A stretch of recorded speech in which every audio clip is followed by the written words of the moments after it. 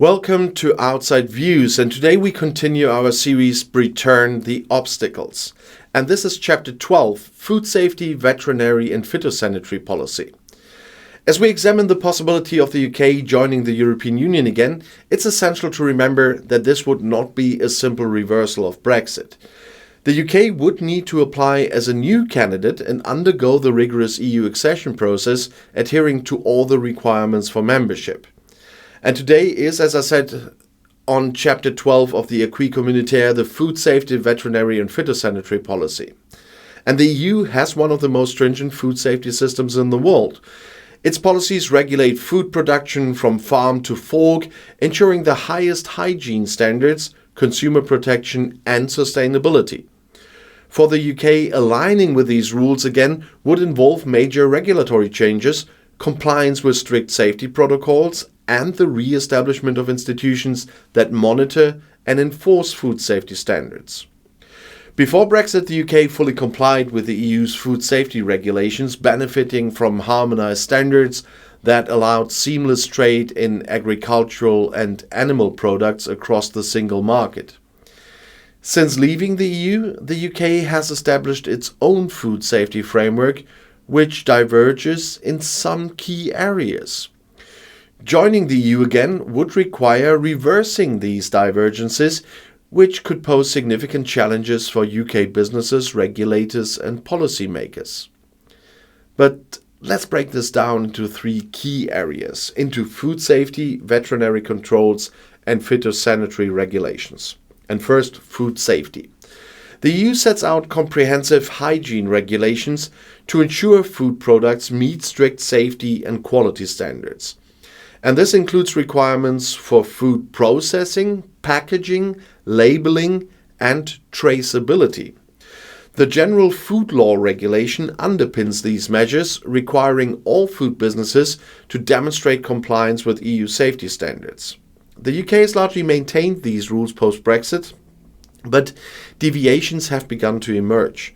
For example, the UK government has considered introducing its own food labeling requirements and diverging on maximum residue limits for certain pesticides and contaminants. Rejoining the EU would mean the UK would have to revert to the European Food Safety Authority's oversight, that's the EFSA by the way, and accept all food safety related laws without modification. And second, veterinary controls. The EU's veterinary policy governs animal health, welfare and the safety of food of animal origin. It ensures that meat, dairy and other animal-derived products meet strict hygiene and disease prevention standards. And one of the major post-Brexit challenges has been the imposition of veterinary checks on UK exports to the EU. Previously, UK animal products could move freely within the single market, but Brexit has meant that these products now face border inspections, but also paperwork requirements and, of course, additional costs. Joining the EU again would eliminate these barriers, but it also would require the UK to comply with all EU veterinary regulations, including rules on antibiotic use, livestock welfare and disease control measures. The UK would also need to reintegrate into the EU's animal health surveillance network, which monitors and responds to outbreaks of diseases such as avian flu and bovine tuberculosis. The EU operates a strict monitoring system for disease prevention, requiring member states to maintain sophisticated tracking systems and rapid response capabilities.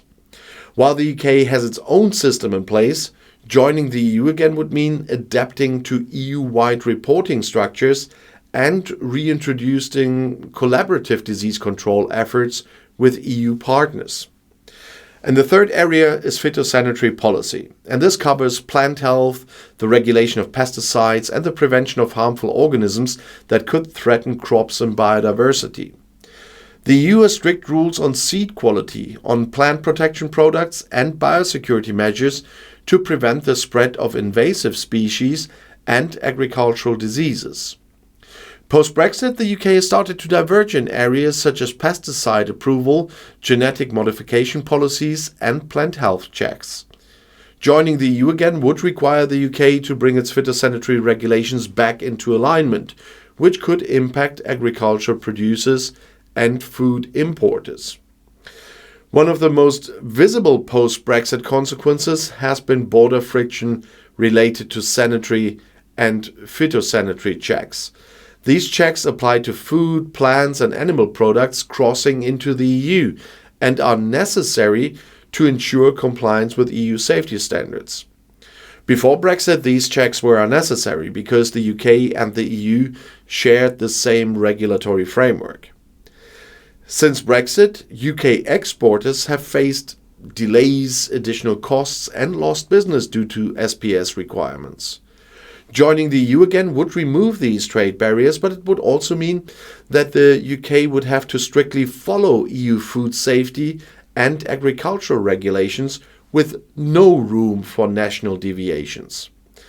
The UK would also need to restore its participation in the Rapid Alert System for Food and Feed, or RASFF, which allows EU member states to quickly share information about food safety risks and contamination incidents.